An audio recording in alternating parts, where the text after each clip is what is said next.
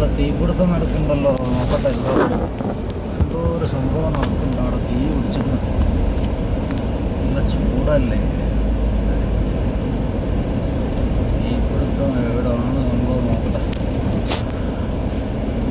വീടാണോ ബിൽഡിങ്ങിനാണോ?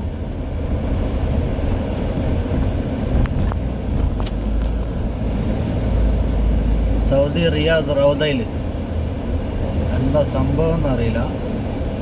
നോക്കേണ്ടത് നമ്മുടെ ഫ്രണ്ടിൽ തീ പിടിച്ചിരിക്കുന്നു. എന്തായാലും തീപിടുത്തത്തിൻ്റെ ആണ്, ബിൽഡിങ്ങിനാണോ വീടിനാണോ എന്നുള്ളത് അതങ്ങനെ പുറത്താണല്ലോ.